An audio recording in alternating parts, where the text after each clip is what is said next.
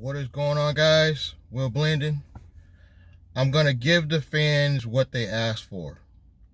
In this video, I'm going to lay it all out. I'm going to tell you how to build the perfect holding company. And I'm going to even tell you about at least three baby companies you should have under it. I'm going to lay it all out. That's what you guys want. I'm going to lay it out there. Disclaimer. For people new to the channel, I am a business consultant, but I am not a financial or real estate professional. I'm just a normal person like you guys. I made this channel for entertainment purposes only, and whether or not this stuff can work for you, you have to go on base how it works for me, because I'm going through this journey now. So if you continue to follow me, you'll learn all the steps for free. Here's what I suggest you start at. The only thing I'm going to leave out is the actual CPA law firms I work with to set this stuff up. And of course, little minor things like who to get your 1-800 number from. Again, I got to hold back some gems because I'm probably going to have referral links underneath this video for stuff like the 1-800 number that you may want to use. All right. So step one, obviously find the right CPA law firm for the setup. But there's some things you need to do yourself if you don't have them do it. The underwriting process is very important. So you're going to need a 1-800 number, toll-free number, whatever, to make you look like a professional. A business address can't be your home address, and you do not even want to use one of those UPS store addresses. You could use that for some personal stuff, but I would not use that for your actual physical business address. You know, that's really important. So the company you're using should know that. Your local CPA around the corner isn't going to better help you set this up properly. I'm just letting you know that. A lot of CPAs, they can set you up a basic LLC. You know, if you have your regular address, regular phone number, but they're not going to really be able to get you a good LLC, a good business for your holding company, if that makes sense. I would go to some people that I found online that could do this stuff for you. But the company you work with, obviously that's key. They're going to get you. Now you need to pick a state. Now, in my opinion, the holding company is going to shield you from lawsuits. So it's got to stay, you got to have some anonymity, meaning you don't want people to even know you own your holding company. So there's only certain states that will do that for you. It's kind of a myth, I think, with some of these local CPAs that tell you you have to set up your company or your holding company in the state you live in. You don't have to. So the whole point of the holding company for me, I could tell you what I did. I set it up in Wyoming. But consult your CPA or professionals on their opinion in what state. I use Wyoming because I know they keep everything anonymous as far as the owners of the company. You obviously would be listed as a operating manager, so you could do your day-to-day, open a bank account. You're going to be listed even as a president. But if they look you up online, it does. Wyoming website is not going to show your actual name. That's important with lawsuits. You will be only listed with like people you want to know that information, like your bank. That they're not even going to give out that information unless absolutely necessary. So I got the right state. Again, consult your CPA or accountant on what tax election to go with. Depending on what you're doing, what you want to save in taxes, I went with the S Corp election. I felt that that was the best tax selection to take. And I started with a traditional S Corp, not a LLC converted into an S Corp. So I went with a C Corp, converted into a S Corp. I just like that ink, you know, LLC with the S Corp election is the same, but I just like that little ink on the end. It just makes me feel bigger than what I am. So I think I picked a great name for my corporation. I went with both of my grandparents that raised me. I went with both of their last names. And it just sounds like one business name. And just added the ink on the end. The reason why I'm not just telling you it, because I like to keep things low key. I will let you guys know the name of my operating companies. You want to have at least 3 baby companies set up underneath your holding company. So you got the holding company. Let me backtrack a little bit. You need the best bank account that makes you feel comfortable for your holding company. I went with Navy Federal Credit Union, but if I had to go with someone other than Navy Federal Credit Union, it'd be one of these fintech banks. I prefer to stay away from local banks. You're going to need a local bank sometimes because you may want to take cash from a client and then put it in. So I just use Chase. But use that bank to move money to your business account when needed. But I prefer, for the anonymity, a fintech bank would be good. But Navy Federal, I chose them because they're pretty generous.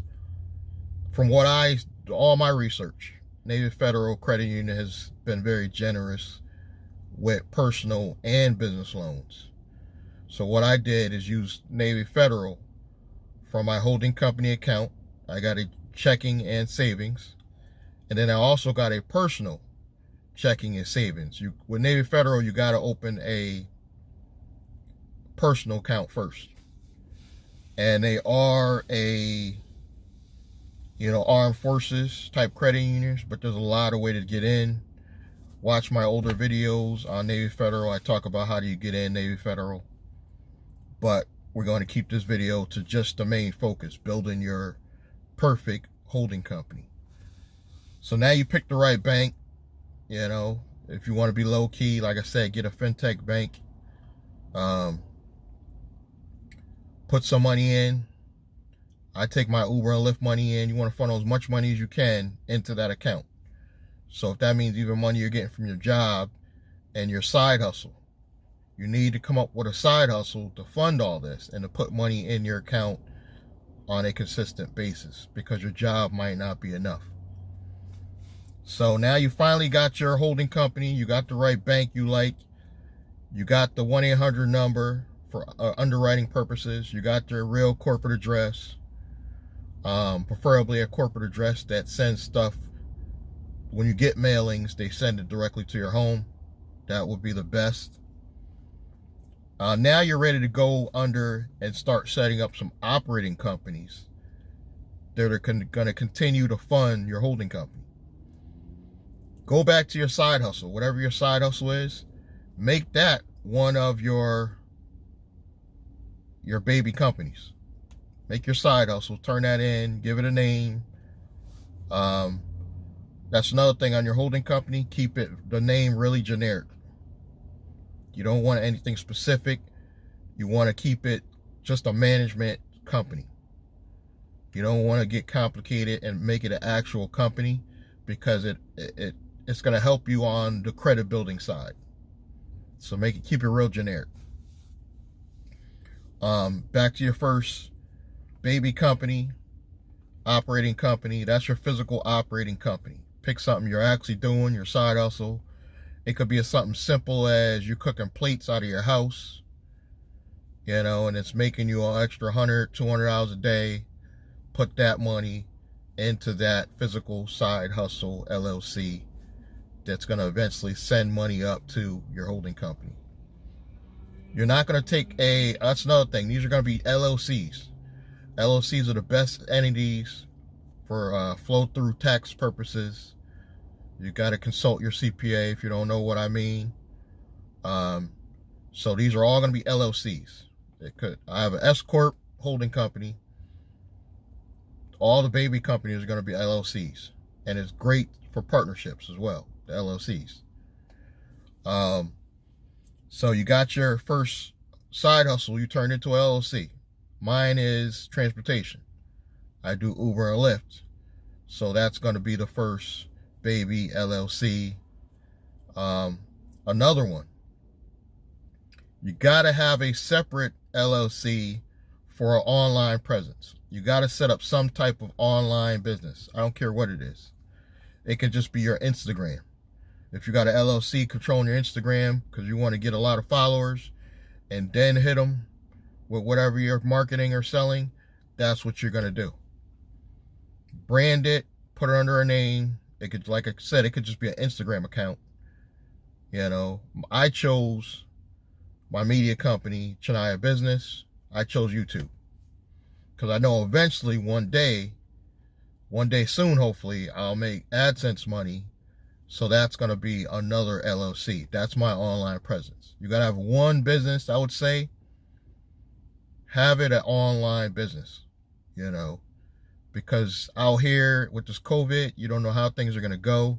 An online presence is key to the success of the perfect holding company. Your third baby company is going to be an LLC in the state you live in, and this is going to hold your first piece of investment property. Me, hopefully next year, I'm going to go for a 2 to 3 family property. That's going to be under a separate LLC. Whatever I make, whatever proceeds I go, I'll keep probably 10 to 20% in that account, but the rest will flow up from that LLC to the holding company. And you can even close on a mortgage, but I would not close in a mortgage in my personal name. I would try to do a trust at that point, close in the name of the trust, so they see on the deed the trust name. And then the beneficiary of that trust will be the LLC. A lot of people will say, I've even heard CPAs say, just transfer the deed out of your name directly into the LLC. I'm a little bit wary about that because there's a paper trail. They see that at some point it was your name and it moved to a LLC. They could assume that LLC is yours. That's why I say it might be worth doing the extra step with the trust. So they see you close in the name of a trust. So it went from the trust name to the LLC. They don't even see it going from the LLC because it's just a document that only you have to keep that says the person that actually owns the trust is the LLC. You're the only one seeing that document. All they see is the deed. And if they go look up that house, they see the name of the trust rather than just seeing your name and then it transferred to the LLC. I've even heard horror stories where they called a note due just because they saw that transfer where you took it out of your name, moved it to an LLC. But I just heard a CPA on YouTube just yesterday say he's never seen it happen. He says you could put a deed in your name, transfer the deed right over to an LLC, and he's never seen where the bank has called the loan due because of that transfer. So it's a risk. But I like to play it safe, especially in the very first property. I would rather go with the deed, close under the name of the deed, because a lot of banks will let you do that. They think you're doing it for asset protection. And then the beneficiary of that trust will be the LLC, but only you see that document. You know, so that's how I would work this. You have the perfect holding company. It's got 3 companies underneath it, baby companies, subsidiaries, you know, operating companies, whatever you want to call them. You know, I would probably have 3 YouTube channels and, you know, maybe more than one, so I have more than one online presence. And then eventually, obviously, I'm going to have more real estate investments. But I'm saying start with these 3 baby companies, and you have a perfect holding company right there. And then what you're going to have to do is start going after corporate credit for your holding company first. And the way you're going to do that is just start putting money in fintech banks. You're going to see a lot more fintech banks that just by opening an account with them, putting money in, even when they're federal, just putting money in your holding company, they're going to give you credit based on that. And then legally, you could take that credit, and let's say in my case, for my transportation company, I can actually use that credit, go buy a vehicle, put it under the name of my operating transportation company, and put a driver in there. And then that driver, from that proceeds, goes in back into the company, and it flows up to my holding company. And you only get paid from your holding company. You don't need to get paid from all these subsidiaries. Keep money in the baby companies. Keep a small percentage. I would say at least 10 to 20%. Flow all the rest up to your holding company. You are the only person that should get paid from your holding company unless you're married. You can have a married couple on one holding company. That's okay. But I wouldn't have a partnership situation for my holding company. That's just me. But what you can do is use your holding company to go into business with other people. That's what I do, or I'm going to do. So if you came to me and be like, well, let's partner up, let's create a whole LLC to do this, I won't partner with you in my name. I would use my holding company name and partner with you, and whatever percentage that company is making is going to send a check to my holding company. Layers. It's going to protect you from lawsuits, because if you are that partner and you do something crazy in that business, I can actually help you. If we see it coming early, we can move money out of that account to my holding company if you trust me as a partner. Or you can have your own holding company as a partner as well with me. We can both send up a percentage to our other holding companies, and whatever problems go on with that LLC, when the problems die down, we can send the money back to that business. That's only if we're trying to avoid a problem or a lawsuit, And you got to be careful with that, because it's got to be months in advance, because they're going to call you on that and be like, you moved the money just to avoid that situation. So it's got to be months in advance. It's if you see it coming. But even if you don't see it coming and my partner does something crazy, they're not coming after me. They're going to see the owner is my holding company. They don't see Will Blandon. So I'm shielding myself. I'm shielding myself from possible lawsuits that may come up. I like layers. That's just how I am. I don't plan on doing anything illegal. I want to be 100% transparent. But you don't have to do anything necessarily illegal for people to see you have a lot of money coming in and try to go after it. Or see you have a lot of partners and situations going on. I like to have layers. Now, this perfect holding company is the first holding company, meaning that this is only going to be used for residential real estate. So I would only put residential properties, maybe 1 to 3 family, under this holding company. When I'm ready to get in commercial, I would start a whole new holding company. And that holding company, my original holding company, could even be partners in that holding company. Because this will be like the starting holding company. But you can have a whole nother holding company, and just you and your company could be partners in. And there's other reasons why I do it like that. It's a different tax form, so they don't see all your residential properties listed on the main page of your taxes. It kind of helps shield that you have big real estate deals. And I would set that up in Delaware, not Wyoming, because the CPAs I talk to, they say when you get into big commercial deals, they want to see your holding company in Delaware. And because it's a partnership, I'll use an LLC, and it'll be a partnership holding company. But a percentage will be owned by me, a percentage will be owned by my original holding company, and even my personal home, I would not, because I plan on eventually going down south, buying a personal home to retire in. Even that home, I would not put in directly in my personal name.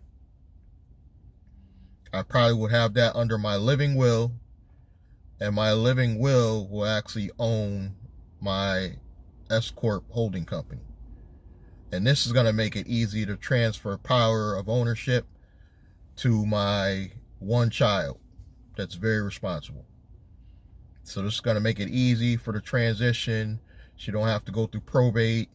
All the businesses and everything will be owned and controlled by my living will. And that living will be able to directly give power and beneficiary rights to my daughter. And hopefully, if I structure all this properly, the businesses will continue to operate without my daughter doing the day-to-day. She may have to sign some checks. That may be it.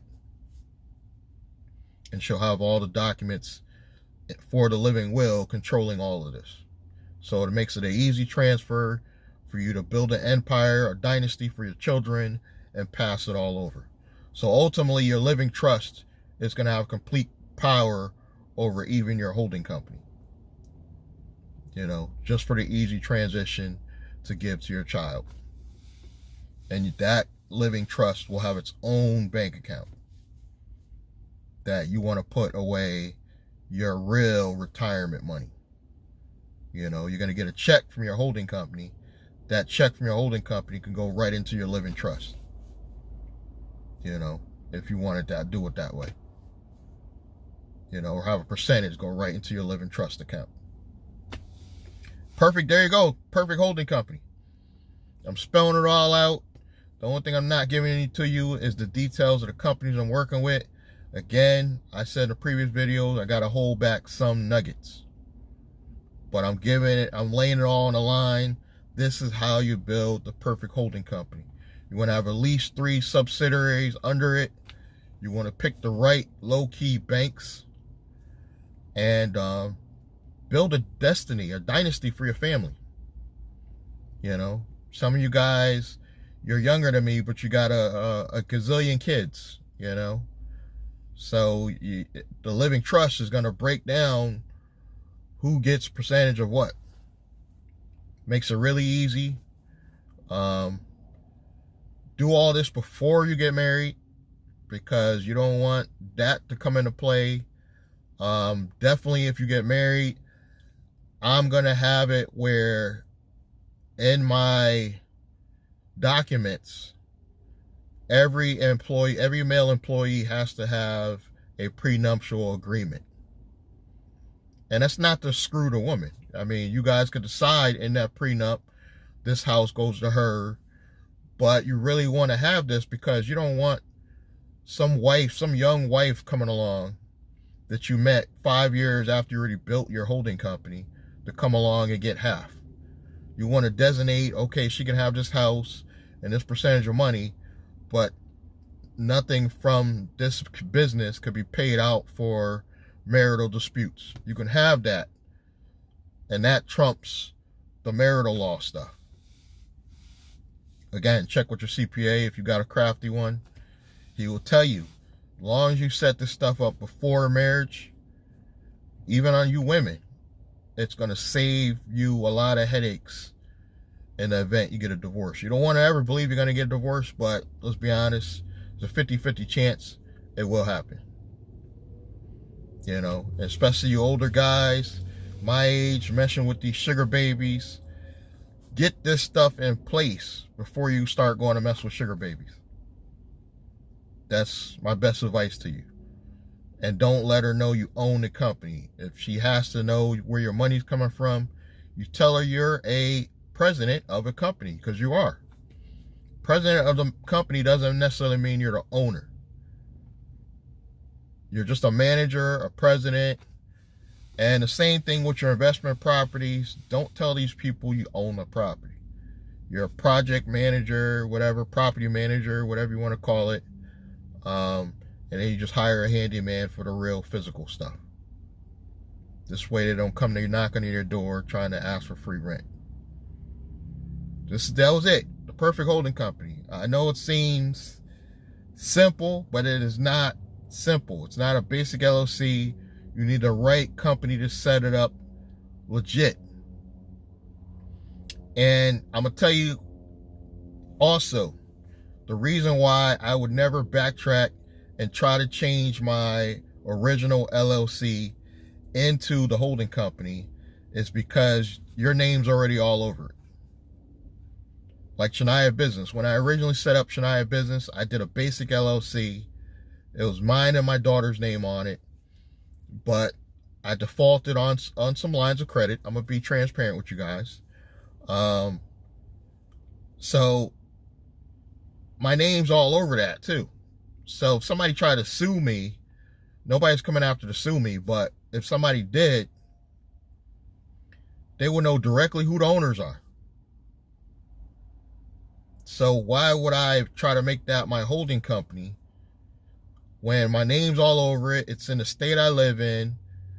If they sue me, they're coming directly after me, even though the LLC is dissolved and, you know, I got to restructure it. They're going to come looking for me if they're looking for that company. So you want to start fresh. That's the easiest way I can tell you. Start fresh with a whole, doesn't matter if you got this LLC over here. Keep that. That's okay. Start a whole, take some of those funds, start a whole nother holding company separate, completely separate from that business. And if you absolutely gotta have that under your holding company structure, sell it to your holding company later. Actually do up the paperwork, you know, sit down with your lawyer, construct an actual sale, and sell it to your holding company. You know, and then it takes your name out of the equation. That's the legal way of doing it. I still would not do that because it still leaves a paper trail. Still leaves a paper trail that that company was owned by this company now, and they may start looking into your stuff and see who owns this holding company. You don't ever want eyeballs on your holding company if you can avoid it. But the anonymity and all that stuff would help shield who you actually are, you know, as the owner of the holding company, if done right. So I gave you a lot of nuggets in this video. I basically told you how you could turn around and take your existing holding company, your existing business, and turn it into a holding company simply by a sale, a physical sale. After you set up your real holding company, sell your regular business to your holding company. That's the way I would do it. I would not try to actually make this the holding company, put baby companies on it, because your name's all over it, already all over it. You know, keep the business, take it out of the equation, and make it one of your operating companies, not your holding company. That's just a safer route to go. But I rambled on long enough. This has been my holding company rant, you know, and this is the way to build a true, perfect holding company, I believe. And I'm in the process. I have a holding company now. I'm in the process of the corporate credit, and I'm going to keep giving you gems and nuggets as I'm going along this journey. This has been Will Blandon. Thank you for your support. Subscribe, like, and comment. Click the bell icon, and I'll catch you guys in the next video.